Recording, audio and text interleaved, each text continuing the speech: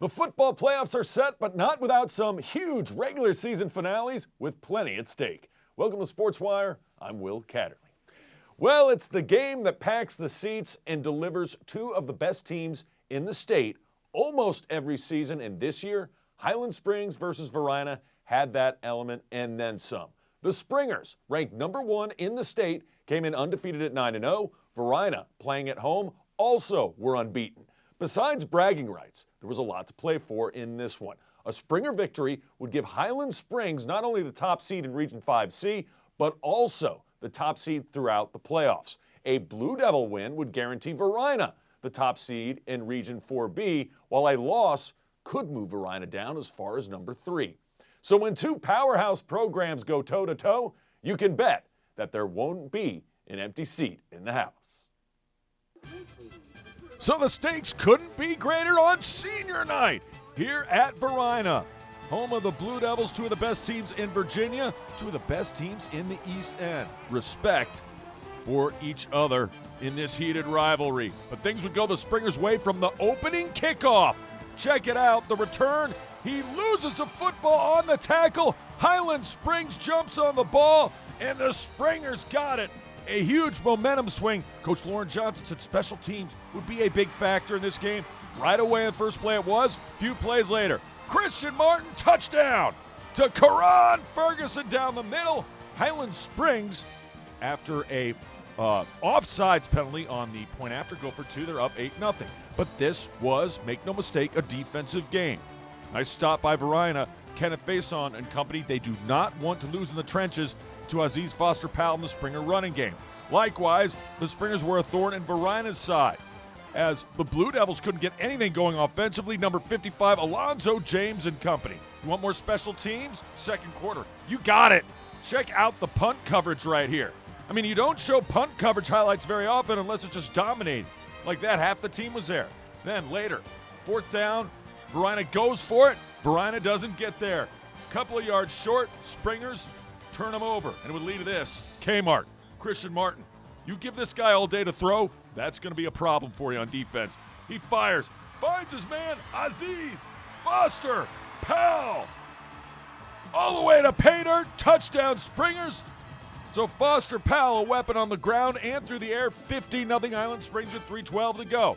Now, moments before the half, Varina tries the fake punt. Special teams again. They don't make the first down. Highland Springs gets the ball deep in Varina territory, and they take advantage. Good teams do. Kmart to Foster Powell. First down. Kmart. This time going to hand it off to Foster Powell. Foster Powell all the way down inside the 5-yard line. He's going to return, get some recruits to turn their heads on these highlights. He runs it in for the touchdown. Highland Springs would have a 22-0 lead at the half at Varina. Second half. Few plays in. Kmart fires. Jakiri Henley with the catch. He turns on the afterburners. He will see you next time. He's going to go get a hot pretzel. Touchdown, Highland Springs. Yeah, the place was jumping and packed. Thousands of people at this one. 29-0 with 7:19 to go in the third. You want more D? You got it. Highland Springs held Varina to under 100 yards of offense and less than 30 yards passing. Sack right there by Brennan Johnson. Brennan Johnson and the Johnson family tree involved heavily in this one. Another sack. Here's 55 again. Alonzo James. And then Varina, late in the game, trying to get something going in the fourth. They got a fumble and a recovery, so the Blue Devils can, at the very least, get on the board here. And looking, it just was not happening for Miles Derricott on this night. That Springer defense, absolutely suffocating. They win this one in shutout fashion. 29-0 is your final. The team that does well special teams-wise in this game is definitely going to come out victorious. Take it back to last year. We ran into each other, 2 punters, and we missed the extra point. That was the difference in them scoring and us not tying the game up. Special teams is what it comes down to. It'll never be any different. That's why I think about this game. Tight games, when you're in the playoffs and things of that nature, if you're not working in all 3 phases and not playing complementary football, you're in trouble. Meanwhile, in the West End, there were plenty of playoff implications when Freeman played host to Glen Allen. Both came in very close in the standings, and both were looking for momentum heading into the postseason, with the winner most likely starting their playoff run at home. Freeman at home, and it's senior night for the Mavericks. Yeah, a win for Freeman guarantees them a home game. Glen Allen with a win could get a home game with a little bit of help as well. So, stakes high in this one. First drive of the game. Boom, boom. Plenty of this guy. You'll see more of him. Xavier Moss was getting going, and then the pass over the middle. Milwit connects, finds Ford Mikolo for a first down. Glen Allen's opening possession lasted almost the entire first quarter, punctuated by this. The pass, Milwit finds Xavier Moss, his man in the end zone. Touchdown, Glen Allen. Jags would have an early 7-0 lead. We go to the second quarter, same score. Freeman finally gets something going on offense, and it's Cole Chiswick. And he takes a chunk out of the Jags defense, ends up deep in Glen Allen territory. Freeman not finished on this drive either, would lead to this. Bland calls his own number, and Ryan Bland, the quarterback, gets into the end zone. Touchdown, Freeman. We got a brand new ball game, all knotted up at 7. Now, this game came down to turnovers. It really did. Will Noel, big play for Glen Allen, but number 33, check it out, strips him. Jason Abbey and number 30, Emmanuel Day, have yourself a night, because you recover the fumble, and Freeman back in business. Turnover number 1 for Glen Allen. Later, tricky Mavs. The fake punt. Aiden Hurt connects. He's still in bounds. He's still going to number 45, Cooper Spidell. And it would lead to this. Mavs looking for the lead. They got it. Dialing corner fade, touchdown pass. Bland to P.J. Moore, 14-7. Jags trying to come back before the half. Put some points up. This'll work. Milwit connects with Ford Mikolo again. Then Milwit fires. Got him in. Good gain. Going to get a first up, but he coughed up the rock. The ball is free, and the fumble recovered by Freeman. Turnover number 2. So Rodri McWilliams gets it, and it'd be 14-7 at the half. Second half, Glen Allen just down 7. Milwit going deep. It's intercepted. And Jake Lohman, he turns on the speed button all the way inside the 15-yard line of Glen Allen. Glen Allen's defense would hold, and they would settle for this field goal by Ty Bowman, but now it's a 2-score game. 17-7. Jags get it back. They got a lot of yards of offense in this, but they couldn't hold on to the football. It's stripped. It's a fumble. And Freeman's got it. The 4th turnover of their night, and they will capitalize, will the Mavs. Easy squeezy, lemon peasy, quarterback keeper. Jaden Reese and company absolutely loving it. They have a 24-7 lead. Late, however, another chance for Glen Allen and another interception. Jake Lohman, 2nd pick of the night, 5th turnover for the Jags, and you just can't win football games when you turn it over 5 times. Nobody can hold on to the ball. That's a fumble late in the 4th. Glen Allen not done yet. Touchdown Jags, scoop and score. So all of a sudden, Glen Allen not quite out of the woods yet. They get the ball back. The pass caught. Moss, touchdown. Now there's only 5 seconds to go after that touchdown catch. But hey, anything can happen. 24-21, onside kick, Hail Mary. I've seen crazier things. So here it is, the greatest play in football. But it wasn't that exciting. Onside kick, recovered by Freeman. Mavs feast early with turnovers, and they get the W, and they will get a home playoff game coming up. 24-21, your final. We have more football to get to later in the show, but first on the other side, it's volleyball regional finals action. Glen Allen and Deep Run renew their rivalry on the guys' side, while the Lady Wildcats look to topple unbeaten Midlothian. Highlights from those matches and more straight ahead. Takeout meals for just $12.99. Call now. Sherry Pearson.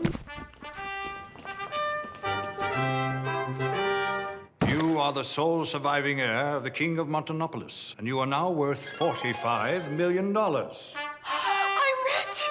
This can't be real. Of course it's not real. Come on. Having money isn't about luck.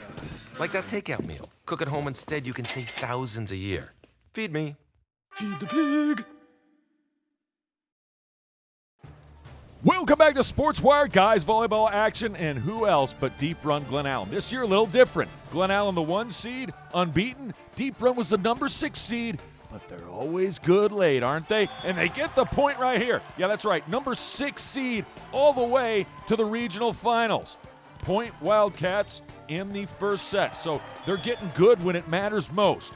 Problem for them is Glen Allen's been really good all year long. Alan Dubkak gets the point on the serve there. Wildcats looking for answers, still first set action. Jags set it up, knock it down. Outside hitter does a nice job with that. Number 8, Edwin Barrick and company. Point Glen Allen. 20-14 at this point, and this guy was fantastic, but the Deep Run D gets a stop and a block. Point Wildcats, they will not go quietly until that. Jacob Onuskanich gets it to go with the serve and the ace, 25-19. Jags win the first set. On to the second. Deep Run down 15-8 at this point, and then boop, nice play. Andrew was everywhere. Onuskanich again with the point for the Jags. And then Deep Run could not get a good pass there. Glen Allen does get a good pass, and that's a result. Andrew Onuskanich again feasted on that right side. Jags on the serve. Onuskanich again. This time, Deep Run deals with it. This time, Deep Run rallies to the ball, and they make it pay off. Great kill right there. Then Wildcats on the serve once again, down 18-11. Guess who? It's Andrew again, knocking it down. One of the players of the night. Then the lefty serve would give Deep Run some problems at times. Number 15, Nathan Myers, 25-16. Jags one set away from taking home the hardware. And another regional title. Remember, they're defending state champs as well, so they got higher aspirations. But first things first, got to take care of rival Deep Run. Wildcats not wanting to go anywhere. That is knocked down for the kill. Number 9, Ben Frey and company. Wildcats going to be a tough out down the road. Both these teams advancing no matter what. But Andrew Onuskanich does it again with the kill. And then this time setting it up. Number 16, Duncan Rakowski with the Waffle House sleeve. Scattered, smothered, diced, and chopped. That's the way the Jags like their hash browns. Back comes Deep Run. Number 11, Makari Chikalo. But it was too late for Chikalo and company as, again, Glen Allen has a number of players who can beat you with the serve, and they do it here. Jacob Onuskanich and Glen Allen take down Deep Run and hoist the championship hardware. The Jags will host first round of states. Glen Allen, or I should say Deep Run, will go on the road. That's 7-5-7. Yeah, no, it's tough. I mean, you really feel like you're kind of taking everyone's best shot all year. So it certainly is a fantastic goal to have accomplished. And now, obviously, we want to set our sights on the state tournament and hopefully playing well throughout that as well. Deep Run Lady Wildcats in the regional finals as well, taking on unbeaten, undefeated number 1 Midlothian. So tall order here. Wildcats already down 1-0. We join this match in the second set, and Midlow got it going early and often. Number 5, Tatum Evans with the kill right there. Wildcats trying to come back, and that dog will hunt. Number 31 getting the kill. It's Aaron McCourt. And McCourt was there, but too much of this girl. Tatum Evans on the serve. She could cause problems as well. Deep Run trying to come back. Touch shot by the Trojans. Wildcats trying to get a well-deserved point, but they cannot corral that one. Point Midlothian. Then Trojans on the serve. Led to this. Number 99 doing the honors Jillian Levin. She was big. She had a good night for deep run, as she usually does, and so does number 1, Grace Ward. Point Wildcats trying to get that third set and force a fourth. Midlothian had answers. That shot works. Number 12 gets it to go, and they got 25-20. They win the second set. So we go to the third, and oh my. That is knocked down right at the point of attack. Nice job by the Lady Trojans. They have depth, they have athleticism, they have height, and they have Tatum as well. Wildcats, though, fighting in this one. Trying to get it to go. Tatum, though, is there with the kill. It's blocked, but it goes out of bounds, and then Tatum serving aces. Tatum and Midlow can feel it. Trojans on the serve once again. This time, Wildcats come storming back. They went on a run late. Number 1 again, Grace Ward, getting it done, and then from service, Jillian Levin. Maybe the Cats aren't quite done yet. Tatum says, not so fast. Midlothian trying to take over here. Nice dig and a good set to Tatum, who knocks it down for the kill. And Midlow gets it done in straight sets. They take home the hardware. They are your Region 5C volleyball girls champions, and Deep Run a well-deserved. They were the 2 seed this whole tournament, and they finished in second, and their season's not over. They'll go on the road. Midlow stays at home. 3-0 the final. And they are off to Pole Green Park we go. Region 5C Cross Country Regional Championship. Ladies and guys participating in this one. Ladies first. Around the corner they come. And yeah, the trio of Ellie Velasquez, Sydney Walters, and Kylie Bonser, Glen Allen, Deep Run, and Midlothian, respectively, as you can tell, have a very large lead. That guy is waiting patiently for the rest of the pack to come. Here comes a few more of them. So big lead for Velasquez.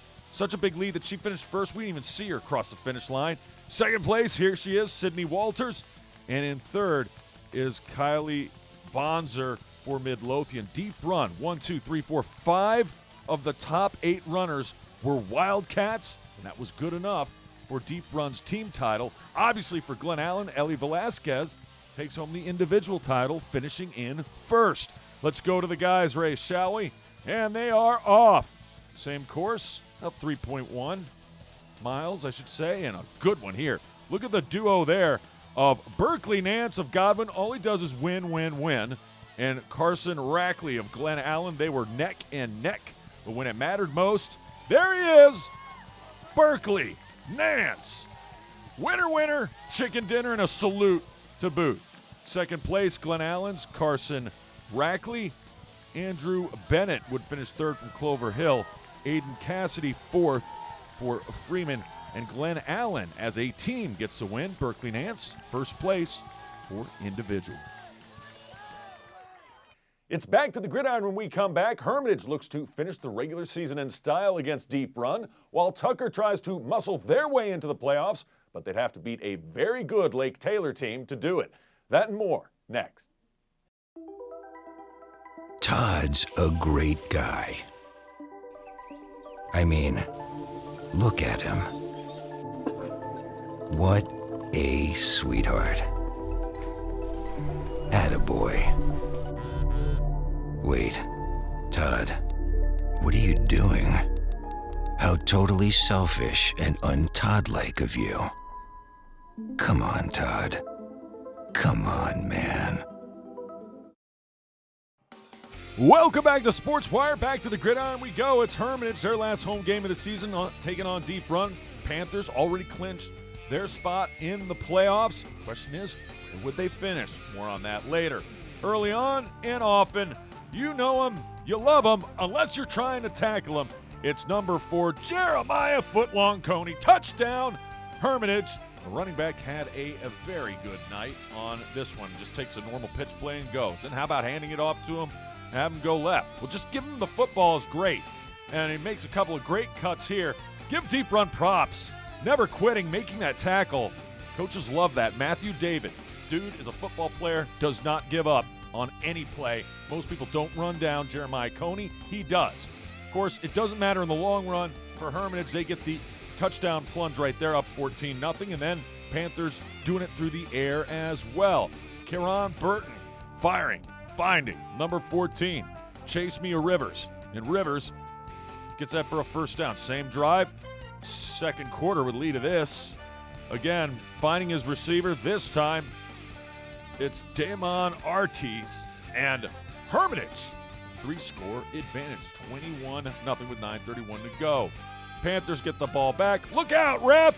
We're going deep ball here. Nobody in the same zip code. Kieran Burton to Chase Rivers again. And the Panthers may not have been a red wave on election night. Maybe it's because it was a red wave on Friday night for the Red of Hermitage. I don't know. Little election day pun humor right there. Pass caught to number 8 on the reception, Breon Gunnell. And then, how about this? Gunnell, oh, so close inside the 5-yard line. Panthers going to take care of it right here. The touchdown pass. Kieran Burton finding his man, corner of the end zone. Burton had a very efficient night. Javon Lewis on the touchdown grab. And then, that's a lot of open space. Nice job by the offensive line. Dimitri Richardson in at running back now. And then Dimitri Richardson,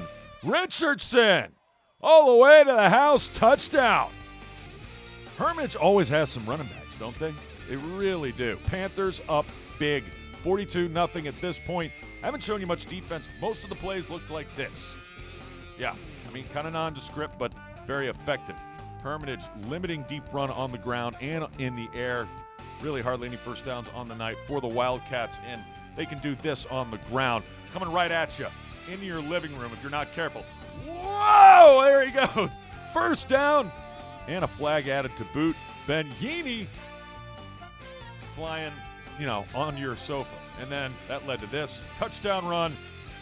Oh my goodness. Yini finishes the drive off. Hermitage finishes the regular season off well.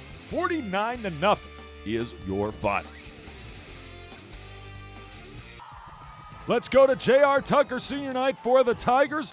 Tucker taking on Lake Taylor. If Tucker were to beat Lake Taylor and got some help, they'd be in the playoff field. So the first play from scrimmage, it's deep, and it's passed from Dom Harris all the way 70 yards to Jaden Lee. And Tucker's done this a few times this year. Come out and scored quickly in first. They would have an early 6-0 advantage. Then the Tigers on the prowl. Nice defensive stop right there. But the Lake Taylor Titans only have one loss in the season. And one of the reasons they do is they can run the football like this. Nobody around him, number 17, with the catch. Or not with the catch, with the run into the end zone. Marquise Man Drew Rogers. Then, next drive, one-on-one coverage. No problem. Tall wide receivers as well. Elijah Moss, Washington on that play. Tucker trying to get back in it through the air. Lake Taylor says, I don't think so. Kamari Busta Trueblood with the interception. It would lead to this. Running around the left side and somehow getting into the end zone. Terrian Washington Jacob. A lot of Washingtons on this team. Then, later, Titans on the move once again. Number 17, Marquise Drew Rogers. And then quarterback, going to keep this one, take it into the end zone. Number 3, Jameer Sporty Freeman. Touchdown, Lake Taylor. More where that came from. Here comes Terrian Washington Jacob. House call. Got it. Touchdown. Remember the Titans. And they are up a lot to a little. Tigers trying to get back into it. The defense had a lot more to say about it. Second interception of the night for Lake Taylor, both by Trueblood. And then Titans going to punctuate this with another score around the right side. The running game just victimized the Tigers defensively in this one, and they will end Tucker's season 61-13 is your final.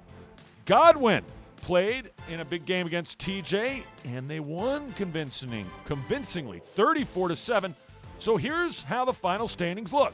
Highland Springs number 1, they'll play number 8, Prince George. Midlothian 2, they will host number 7, Glen Allen. Number 3, LC Bird plays Hermitage. That'll be a good one. That'll be at LC Bird. Freeman and Godwin. Rivalry renewed. West End at Freeman. Obviously, most likely for the right, barring an amazing upset, to play against Highland Springs in the second round. Good games there. How about Region 4B?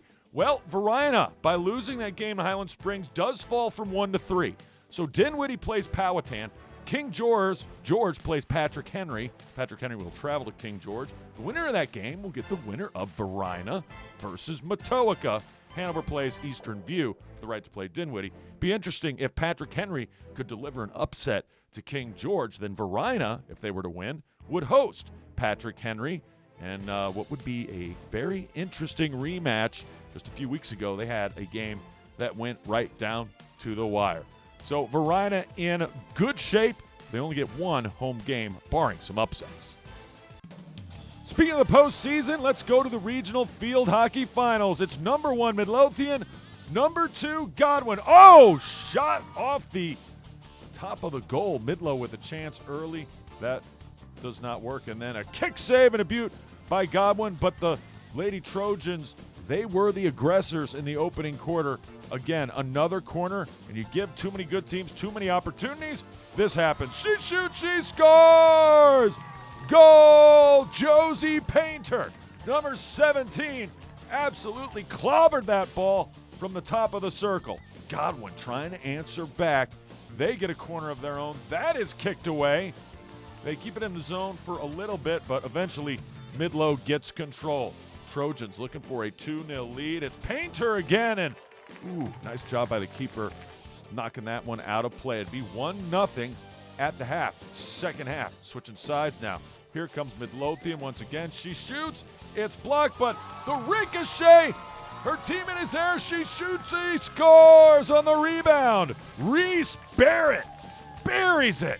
And the number 1 seed, whose only loss this year was to these Godwin Eagles, they suddenly have a 2-0 lead. Godwin trying to answer late.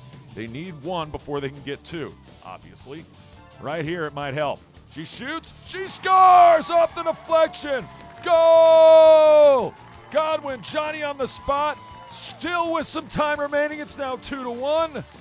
But time would run out on Godwin. Midlothian takes a regional title. That would not end Godwin's season. They would travel on the road, but they would lose in the first round of states. 2-1 the final in this one. Godwin, a tremendous season. Remember, if you have questions or comments about the show, just send me an email to this address, sportswire@henrico.k12.va.us. And you can always follow us on Twitter and watch episodes on YouTube. I can't wait to see ya next time on Sportswire.